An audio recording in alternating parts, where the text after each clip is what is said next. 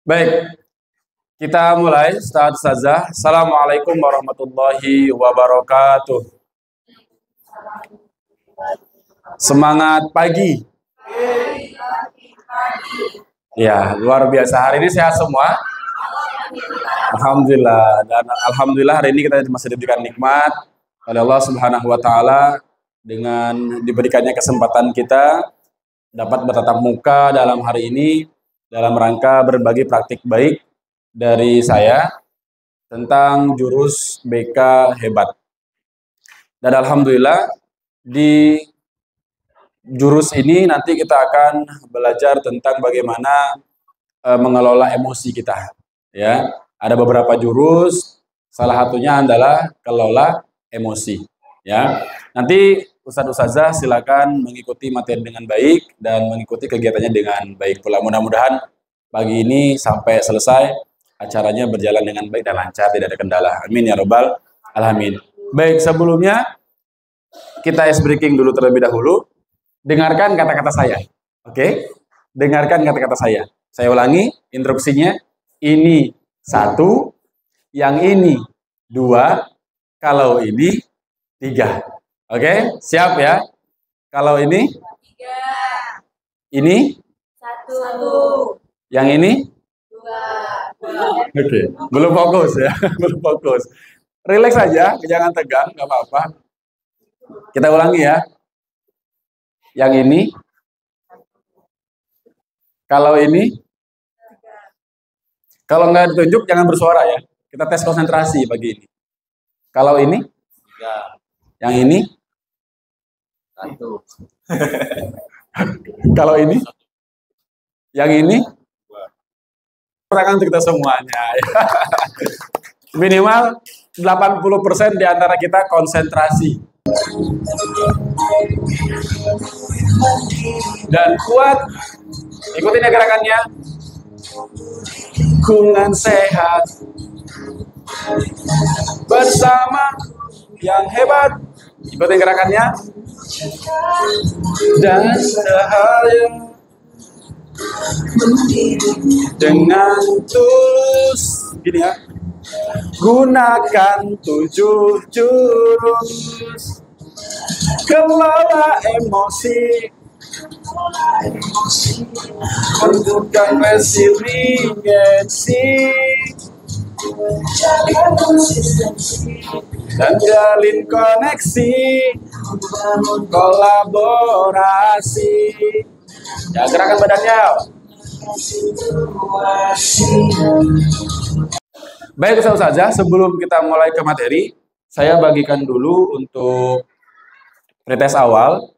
Ya, sebelum kita mulai, nanti ada pretest, juga ada post testnya. Ini saya bagikan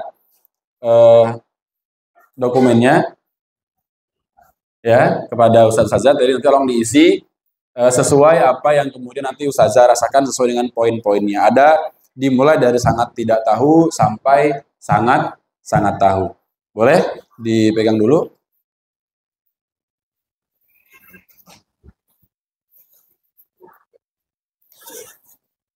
Baik, sudah selesai semuanya? Sudah ya. Baik, izin saya ambil kembali hasil dari pretest di awal. Nanti di akhir juga akan saya berikan kertas post testnya seperti itu ya. Terima kasih Ustadz. Terima kasih Ustadz. Baik, Ustazah, di materi atau jurus kedua kali ini adalah kelola emosi. Ada yang tahu emosi itu apa? Perasaan? Apa lagi? Ustaz, ada yang mau menyampaikan emosi itu apa? Boleh ya, suatu perasaan yang timbul akibat dari respon yang kita hadapi. Contoh, marah emosi, sedih emosi, bahagia juga emosi. Apalagi? Galau? Bisa juga.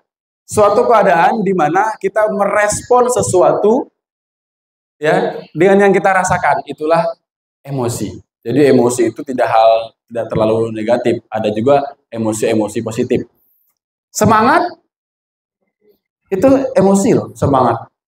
Ya, tapi mudah-mudahan dengan pengelola emosi ini kita nanti bisa menyesuaikan situasinya seperti apa. Kapan kita marah, kapan kita sedih, kapan kita galau, kapan kita bahagia. Seperti itu. Ya, harapannya bahagia semua. Ya, amin ya rabbal alamin. Baik, cerita selesai. Dari malam sampai kemudian kita berangkat, kita kehujanan, kita kemudian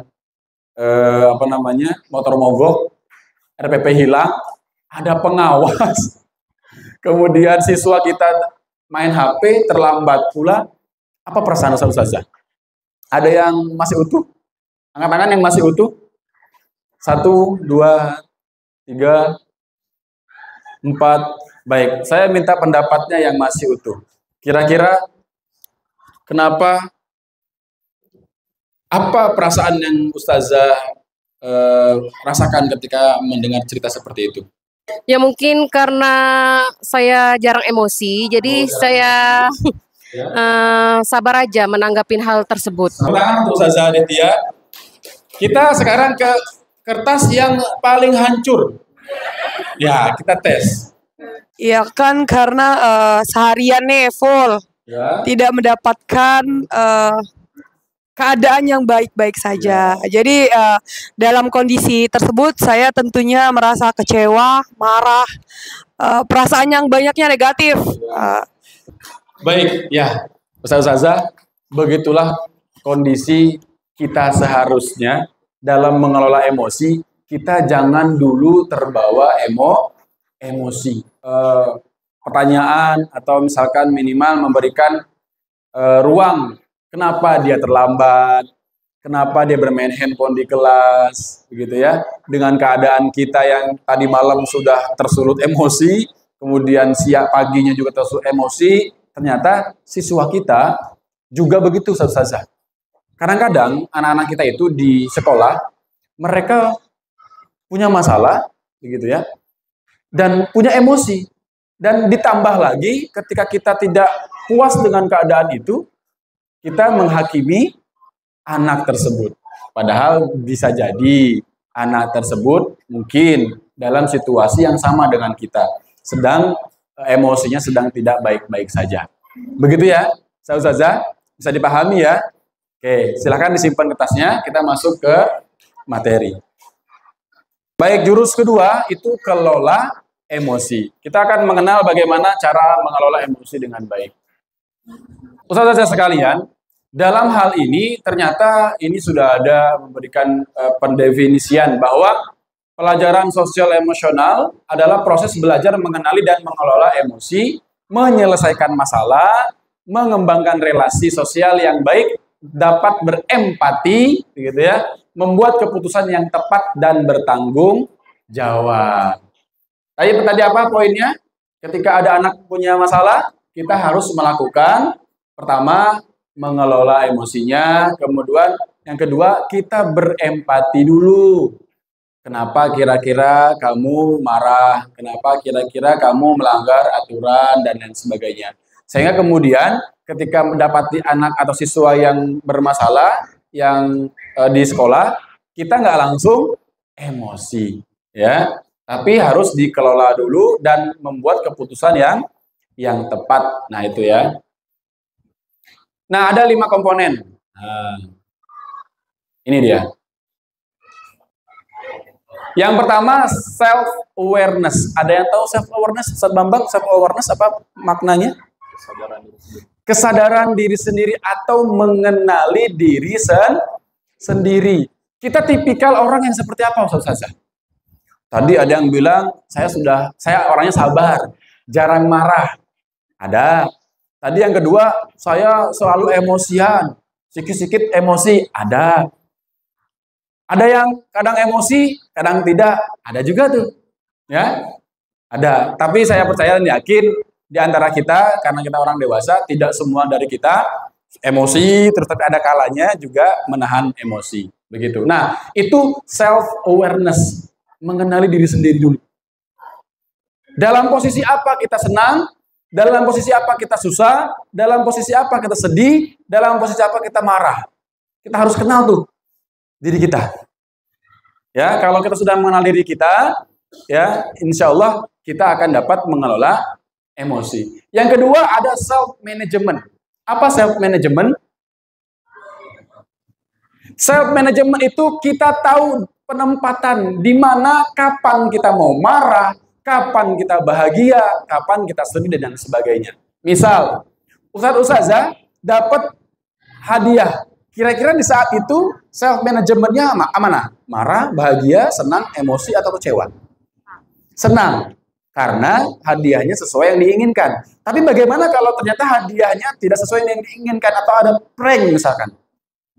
Marah, bahagia, kecewa? Biasa aja. Biasa aja. Dalam satu kesempatan itu saja ada 2 self management yang bisa kita lakukan atau bisa kita keluarkan. Hadiah pertama bahagia nih. Pas dibuka ternyata hadiahnya nggak sesuai. Jadi kecewa nih. Nah, ada 2 self management. Kita tahu penempatannya kapan dan saat apa. Itu self management. Jadi ustazah kalau sama siswa jangan setiap masuk kelas marah terus. Ya.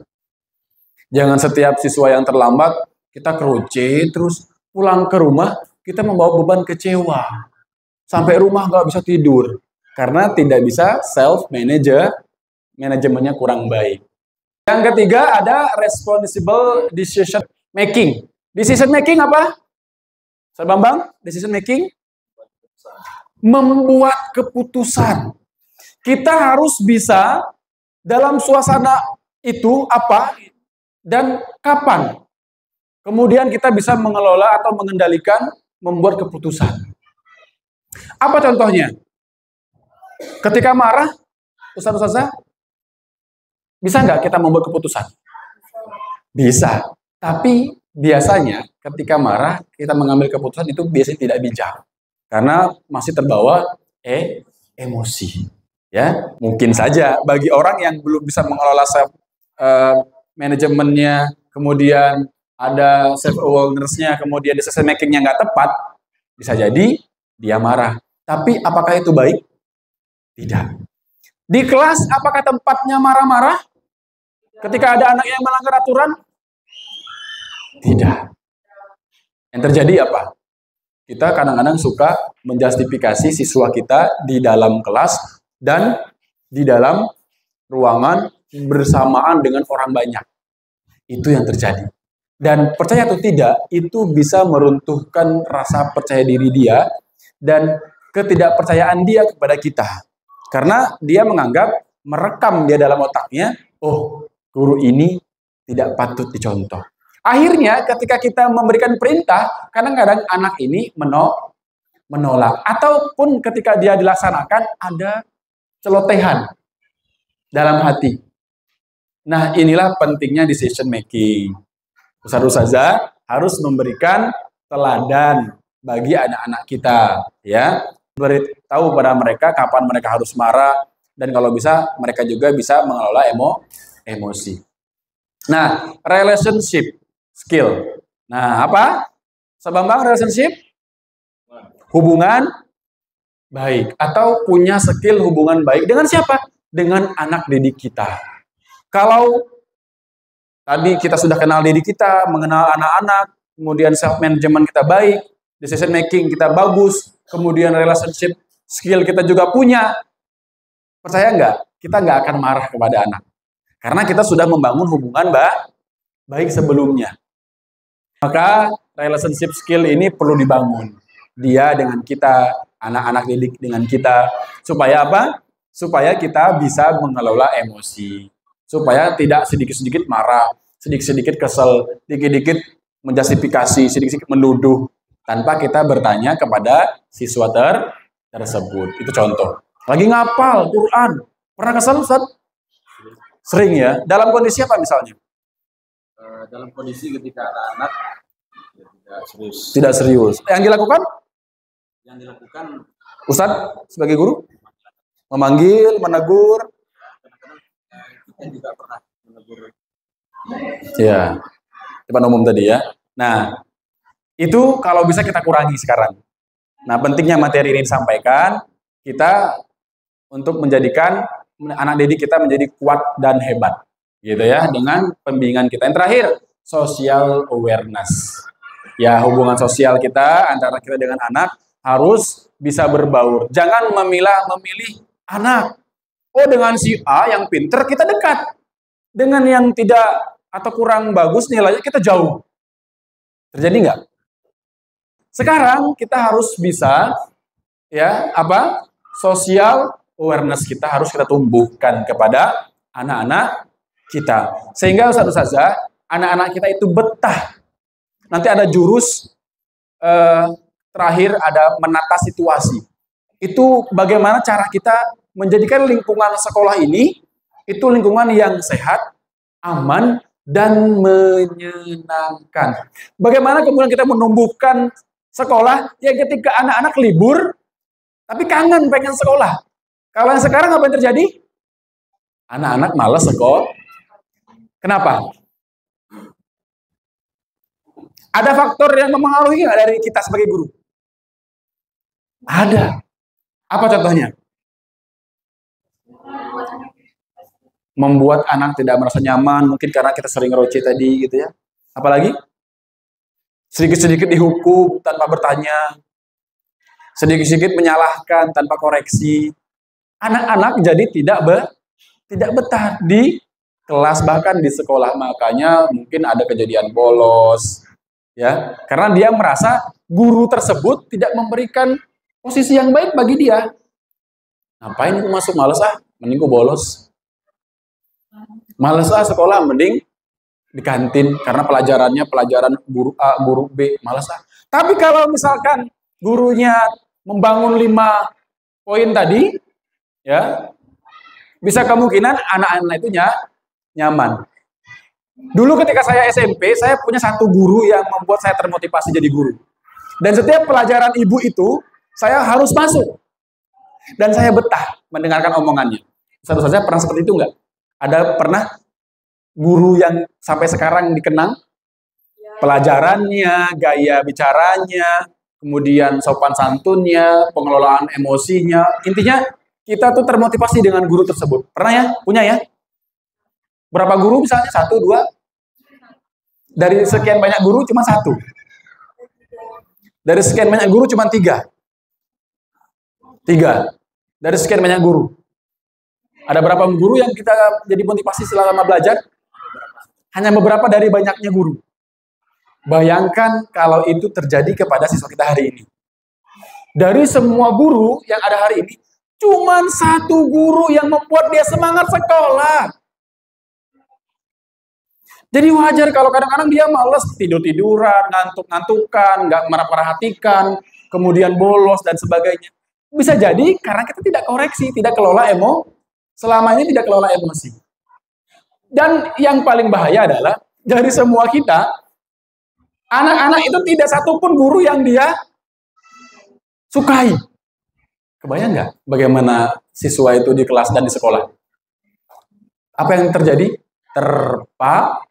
Terpaksa menerima materi, terpaksa menerima perintah, terpaksa sekolah, terpaksa.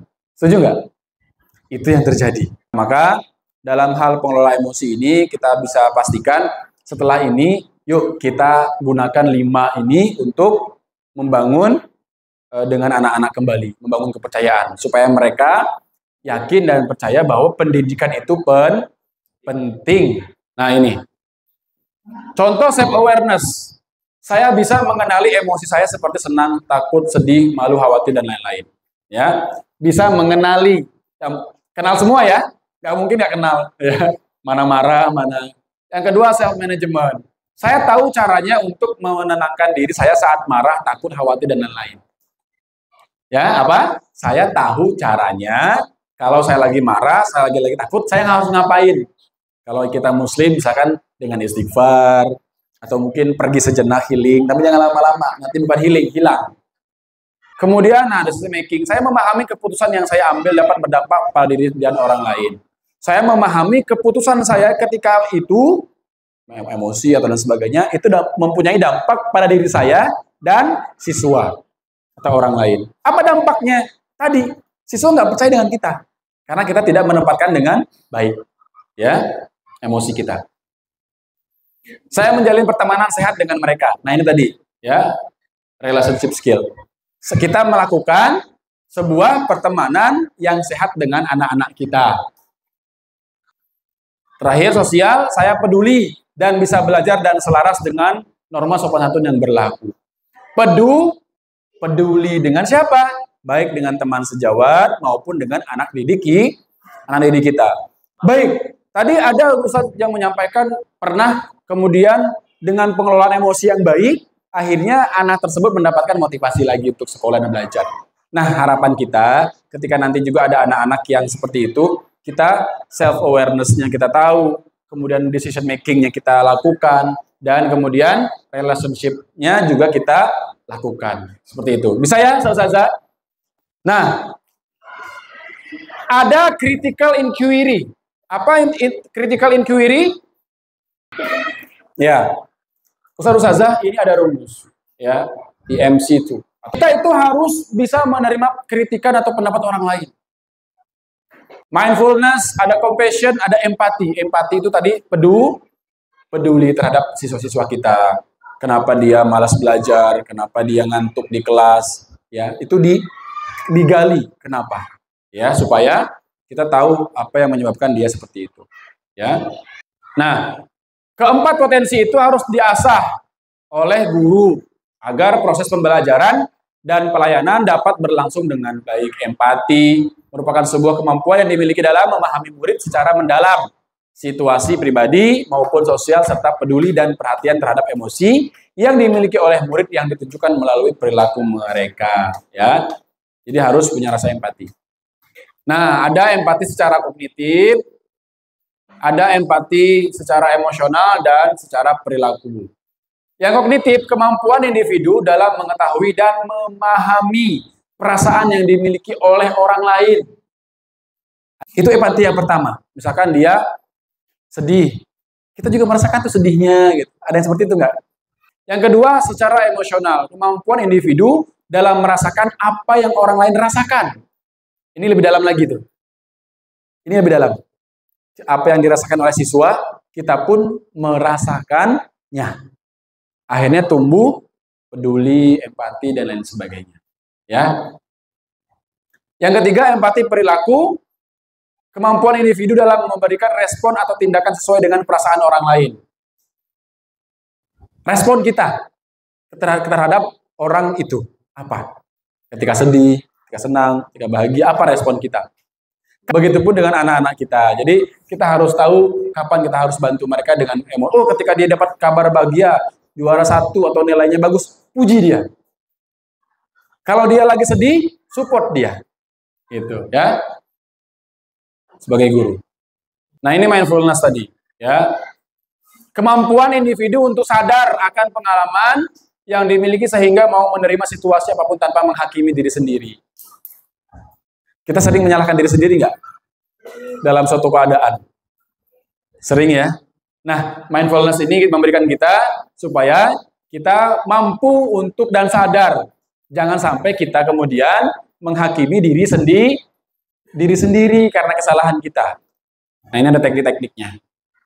Yang pertama, to fit one breath. Ya, kelola napas. Fokus pada napas dalam sambil merasakan kontak kaki dengan tanah. Dalam-dalam, keluarkan. Untuk membuat kita tenang. Ya, misalkan gitu. Set intention. Mengingat tujuan, niat positif, dan lain sebagainya. Nah, ini ketika kita berangkat kerja, apa tujuan kita, Ustazah? Kalau yang belum menikah, tujuan kerjanya apa? Mencari duit, membiayai diri sendiri. Mencari uang untuk membiayai diri sendiri. Karena butuh make up, butuh makan seblak gitu ya. Yang lain yang masih single misalnya, tujuan keperluan rumah. Bantu orang tua, bantu abang, adik, minimal adik ya. Gitu. Yang sudah menikah, Ustaz Bambang, untuk kebutuhan keluarga, itu yang paling utama. Untuk memenuhi kebutuhan pribadi dan membantu suami untuk biaya pendidikan anak-anak. Ya, banyak ya. Jadi motivasi kita pasti banyak. Teknik yang terakhir, I'm aware. Apa maksudnya? Sadar dan akui apa yang sedang dilakukan, dipikirkan atau dirasakan. Amati apa yang terjadi, tindakan, pikiran, emosi, ucapan. Saya menyadari lalu kembali ke saat ini. Ya, jadi kita harus juga tahu kebutuhan kita apa, kira-kira kita sedang seperti apa. Jadi harus dipenuhi kebutuhannya. Nah, terakhir ada compassion atau bela rasa, Ustazah. Kemampuan apa? Membatasi perasaannya terhadap orang lain sehingga dapat mengurangi personal distress, stres atau tekanan pribadi akibat respon yang berlebihan terhadap perasaan orang lain. Nah, itu compassion, mengurangi personal distress. Sudahlah, kita juga punya masalah, mikirin masalah orang lain, gak sudah-sudah pula. Perlu empati, perlu, tapi ada waktu-waktunya, ada compassionnya, ya. Jangan berlebih atau dibatasi untuk mengurangi personal distress, ya. Respon kita kepada masalah orang lain jangan berlebihan, ya harus sesuai kadar kita. Jangan sampai kita menyelesaikan masalah dia selesai, kita nggak selesai. Ada sikap sensitivity, sikap individu yang responsif terhadap perasaan orang lain sehingga mampu memahami bantuan apa yang dibutuhkan. Apa contohnya? Tadi ya, seperti Kacu tadi kita tanyakan, kita langsung respon, itu namanya sensitivity. Ada anak yang hafal Qurannya lambat, kita langsung temuin dia, itu sensitivity namanya. Kita punya rasa sensitivity untuk membantu dia. Simpati, kemampuan individu dalam menunjukkan kepedulian terhadap orang lain. Tadi ketika dia sedih, minimal kita sedih juga. Empati, tadi kita jelaskan, kemampuan untuk memahami perspektif orang lain. Caring, mampu menunjukkan respon peduli yang memberikan motivasi pada orang lain. Menunjukkan respon, peduli, dan memberikan motivasi, ya, kepada anak-anak kita. Tolerance atau toleran. Kemampuan untuk menoleransi emosi yang dimiliki ketika dihadapkan dengan penderitaan orang lain tanpa merasa kewalahan. Non-judgment. Kemampuan untuk menerima kondisi atau perasaan orang lain tanpa menunjukkan rasa frustasi, marah, atau jijik. Kalau kami guru BK itu satu saja, ada anak-anak yang ketika cerita, itu sebenarnya itu kesalahan anak. Tapi anak itu merasa itu bukan kesalahan dia. Tapi kita sebagai guru BK yang punya rasa non-judgment, kita nggak bisa, enggak, itu salah kamu, ya salah sendiri kamu kayak gitu. Ya udah, makanya bapak marah, orang tua marah. Nah, jangan gitu. Non-judgment. Nah, critical inquiry tadi berfokus pada kemampuan untuk bertanya secara mendalam, mengevaluasi informasi secara objektif, dan mencari pemahaman yang lebih komprehensif. Ya, analisis.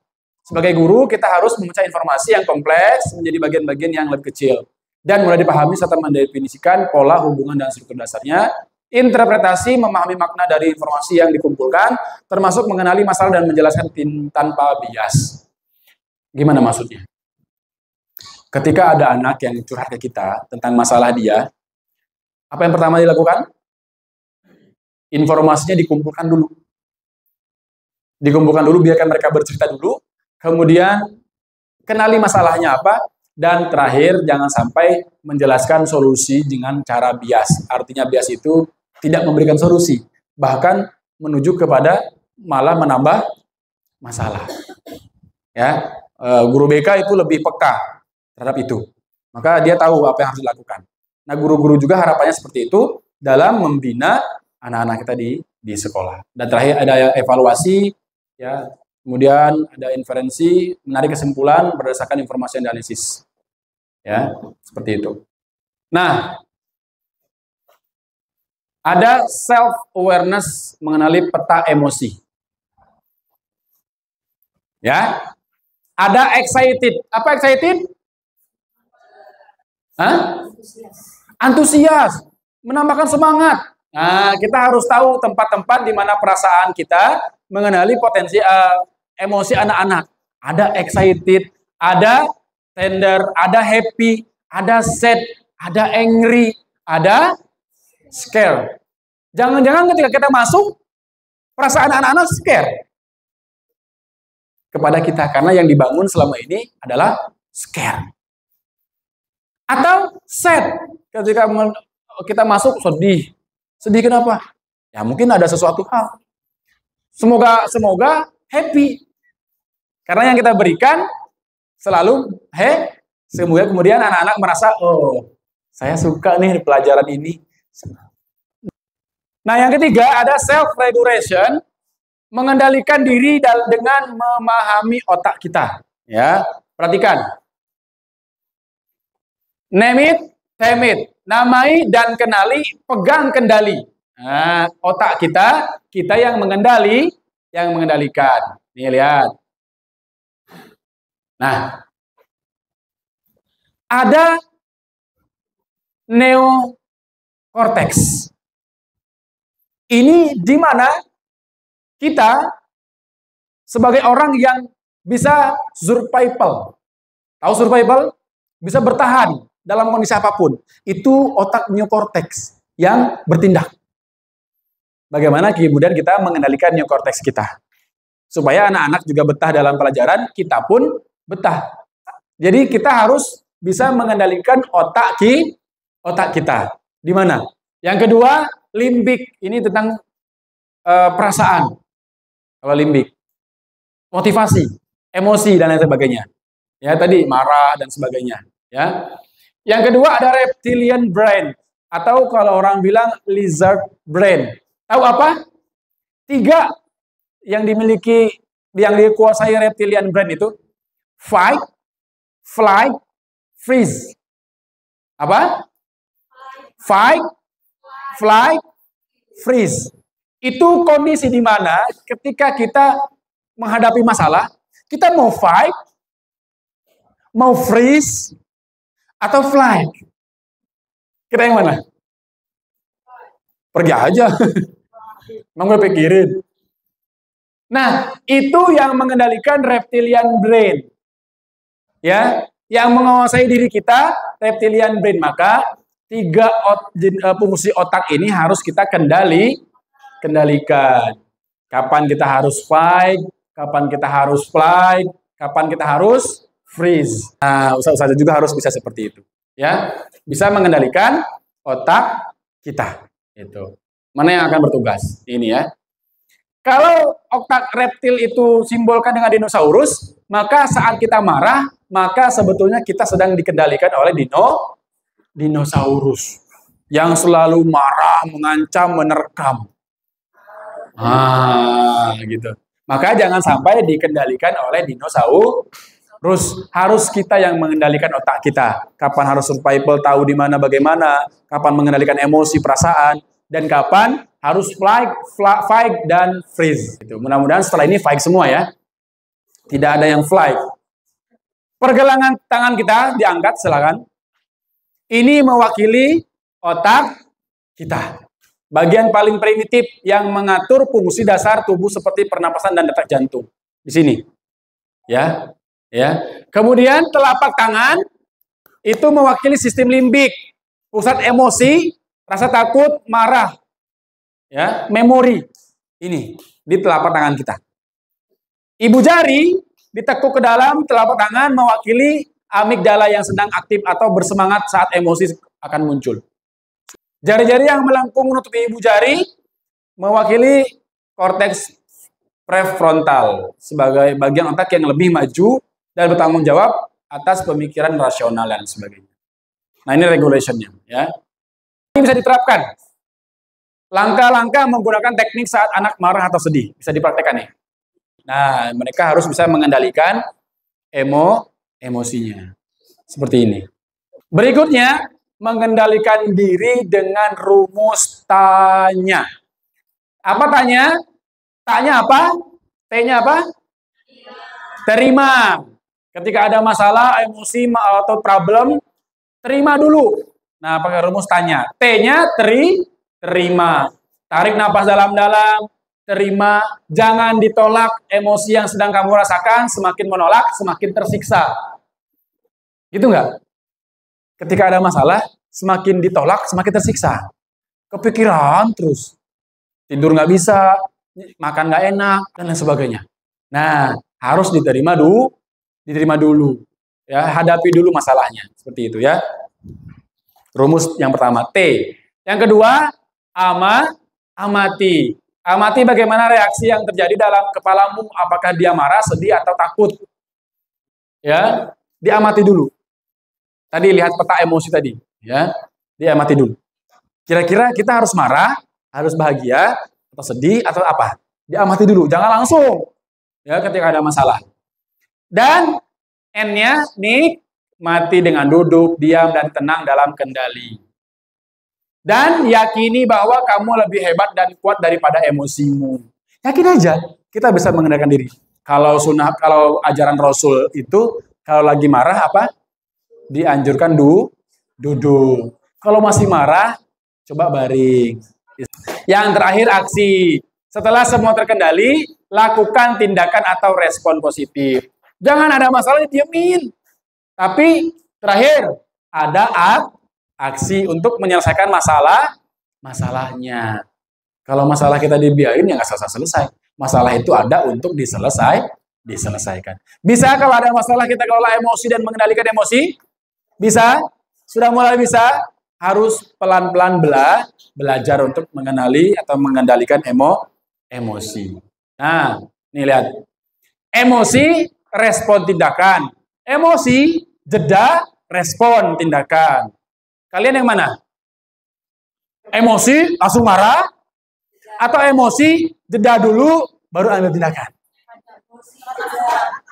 Yang ketika emosi langsung tindakan. Begitu ya. Ada yang nomor 2, emosi, jeda, respon tindakan. Ada. Oke, Ustazah, kita masuk di aplikasi ya. Dalam rumus yang terakhir ARKA, yaitu aplikasi. Dari semua yang saya jelasin, sekarang saatnya Ustazah membuat atau cara mengaplikasikannya seperti apa. Ada berapa orang di sini? 1, 2, 3, 4, 5, 6, 7, 8, 9, 10, 1, 2, 3, 4, 5. Ada 15 orang. Saya minta buat 3 kelompok, berarti masing-masing satu kelompok 5 orang. 1 dengan 1, 2 dengan 2, 3 dengan 3.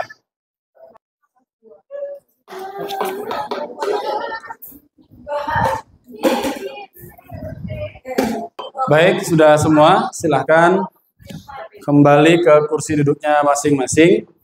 Masing-masing kelompok tadi sudah memberikan aplikasinya ya dalam diskusi. Baik, setelah ini silakan masing-masing kelompok maju ke depan dan presentasi. Silakan dari mulai kelompok terdekat terlebih dahulu kepada kelompok apa namanya? Dandelion. Dipersilakan untuk mempresentasikan apa yang tadi sudah didiskusikan. Rancangan RPP bernuansa sel, nama kelompok Dandelion dalam mata pelajaran Bahasa Indonesia kelas 7 tanggal 15 Oktober 2025. Kami mengambil topik pembelajaran fabel atau cerita fantasi. Dengan tujuan pembelajaran, peserta didik dapat mengidentifikasi pesan moral dalam fabel. Yang kedua, peserta didik dapat menunjukkan empati serta berdiskusi dengan sopan. Yang ketiga, peserta didik dapat memahami social awareness atau kesadaran sosial. Berikutnya, roda pilihan. Setelah mengikuti pembelajaran, di sini kami mempersiapkan roda apa? Roda pilihan. Jadi nanti di sini peserta didik setelah selesai dalam materi ini bisa menilai perasaan mereka setelah mengikuti pembelajaran ini. Terima kasih. Baik, terima kasih tepuk tangan untuk kelompok ini. Berikutnya kelompok yang sebelah sini. Ya. Ustaz, lagi. Ya, Assalamualaikum warahmatullahi wabarakatuh.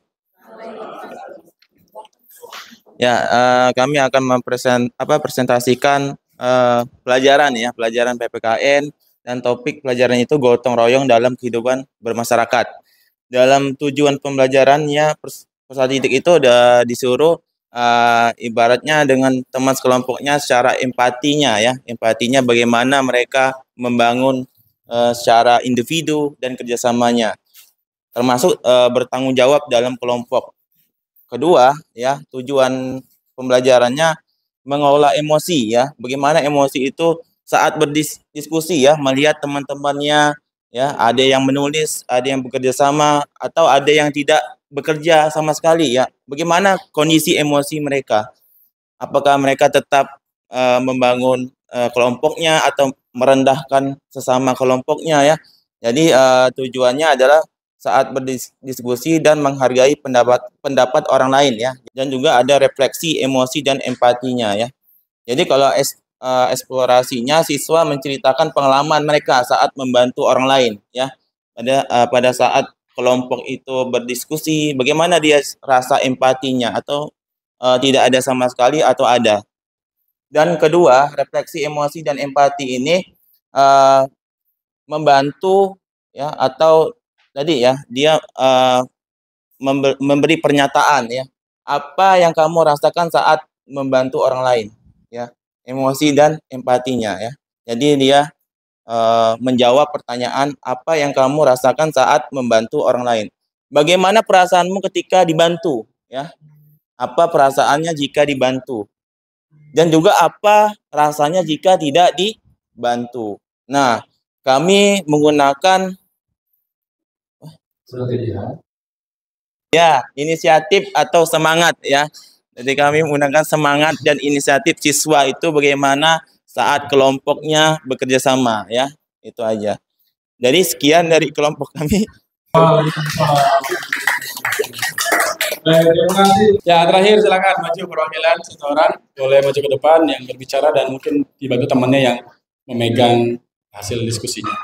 Ya, bismillahirrahmanirrahim. Di sini kami akan mempresentasikan hasil RPP kami.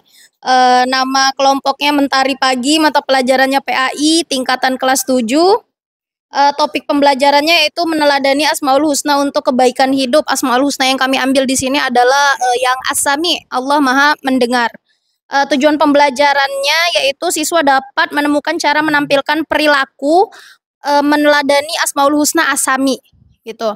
Setelah itu tujuan pembelajaran dari segi sel tadi, yaitu siswa dapat lebih bertanggung jawab dalam pengambilan keputusan berperilaku sehari-hari dalam meneladani Asmaul Husna As-Sami gitu.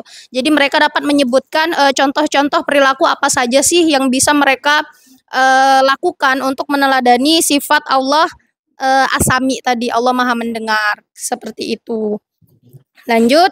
Di roda pilihan ini, ketika di pembelajaran mereka memberikan contoh meneladani sifat As-Sami tadi. Misalkan ada si A yang terbesit di dalam hatinya pengen ngejekin nama orang tuanya si B gitu. Tapi dia berpikir, ih Allah Maha Mendengar, malu kalau ngejek-ngejekin nama orang tua kayak gitu. Akhirnya si A memilih untuk tidak melakukan hal tersebut gitu, menahan dirinya. Nah, itu akan kami hubungkan ke roda emosi gitu. Bagaimana kalau seandainya hal tersebut terjadi ketika dia ngejekin orang tersebut? Kira-kira B akan merasakan emosi apa ya gitu? Atau akibat daripada hal tersebut jika terjadi sampai ke ejek dan lain sebagainya, kira-kira bakal sampai berantem nggak ya dan lain sebagainya. Nah, itu akan kami balik ke roda emosi ini, biar mereka yang memilih bagaimana perasaannya ketika menjadi pelaku, bagaimana perasaannya ketika menjadi korban yang diejek dan lain sebagainya. Seperti itu dari kelompok kami. Terima kasih. Baik, tepuk tangan. Terima kasih untuk semua kelompok yang sudah maju ke depan ya. Jadi untuk kelola emosi ini sangat penting. Apa saja tadi dalam rumus self-nya? Ada self-management, ada self-awareness, self-sosial, ada decision making, ada relationship skill. Nah, ini bisa kita kembangkan dalam pembelajaran kita dalam sehari-hari, dalam mengelola emosi kita. Kita bisa mengendalikan diri kita atau otak kita dalam mengelola emosi. Tadi ada rumus juga, P tambah R sama dengan O. P itu peristiwa, ditambah respon sama dengan outputnya apa. Ketika kita mendapatkan peristiwa, ya respon kita apa, kemudian outputnya juga apa. Nah, baik, sebelumnya saya pengen memberikan penilaian dari guru-guru. Silakan masing-masing berikan emot ya terkait pembelajaran kita pada siang hari ini. terserah ya, nanti ditempel di roda pilihan yang tadi kita buat. Silahkan.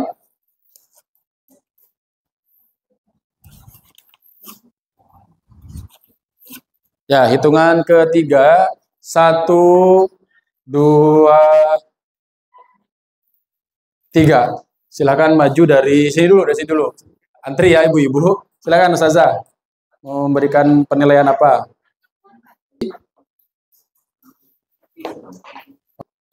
Tiba-tiba takut ya kan. Ya, tempel. Saiti. Wah.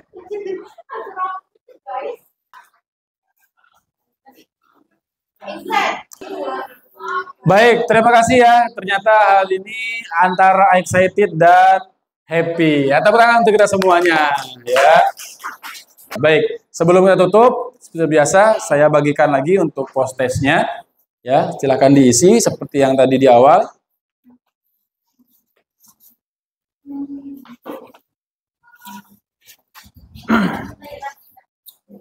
Ya, silakan diisi sesuai yang ada perintah dari situ. Baik, sudah semua? Baik, kalau sudah saya ambil izin kembali. Terima kasih banyak atas waktunya dan kesempatannya, Ustazah. Baik di sekolah maupun nanti dengan cara kita mendidik anak-anak di rumah, ya. Baik, Ustazah sekalian, ada yang bisa menyimpulkan kegiatan kita pada siang hari ini? Kira-kira apa? Boleh? Ustazah Aziza, silakan dengan pembelajaran kita hari ini. Alhamdulillah ya, sudah kita mengikuti pelatihan ini, di mana kita mendapatkan banyak sekali pengalaman untuk bisa melatih emosi diri ya dengan berbagai tindakan yang bisa kita terapkan di kehidupan sehari-hari, agar kita bisa lebih baik menjadi teladan bagi siswa-siswi yang kita ajar ya. Bagaimana kita menempatkan emosi kita di tempat dan posisi yang benar. Ya, saya rasa itu saja yang bisa saya simpulkan. Terima kasih. Ya, terima kasih Ustazah. Berikutnya, saya minta satu orang dari yang Ustadznya, boleh? Baik, bismillahirrahmanirrahim. Assalamualaikum warahmatullahi wabarakatuh. Kita ucapkan terima kasih banyak kepada Ustadz Ihsan yang sudah memberikan ilmu yang luar biasa untuk kita hari ini. Kemudian yang disampaikan pun sudah sesuai dan sangat relevan ya, dengan yang ada dalam Al-Quran hadis, sesuai dengan keinginan kita. Dan mudah-mudahan ini juga bermanfaat untuk kami sebagai guru, kemudian untuk kita semuanya dalam mendidik anak-anak kita di sekolah. Dan mudah-mudahan dengan kita bisa mengendalikan emosi tadi, insya Allah kita akan menuangkannya ke dalam hal-hal yang positif, dan insya Allah akan juga kita bisa berikan kepada anak-anak kita. Demikian, terima kasih. Iya. Baik, Ustaz-ustaz sekalian, kita sudah sampai di penghujung acara. Terima kasih banyak atas waktu dan kesempatan dan attention-nya kepada Ustazah. Kami ucapkan terima kasih. Semoga Allah Subhanahu wa taala memberikan kemudahan, perlindungan, keselamatan, kesehatan kepada kita dan keluarga kita. Insyaallah, amin ya rabbal alamin. Dan dalam hal mendidik sebagai guru, mudah-mudahan juga kita dibimbing oleh Allah Subhanahu wa taala menjadi guru yang menjadi teladan bagi anak-anak, menjadi guru yang bisa memotivasi anak-anak, dan menjadi guru yang hebat agar menjadikan anak didik kita kuat dan juga bermartabat. Terima kasih. Kita tutup dengan lafaz hamdalah. Alhamdulillahirabbil alamin. Saya akhiri. Assalamualaikum warahmatullahi wabarakatuh.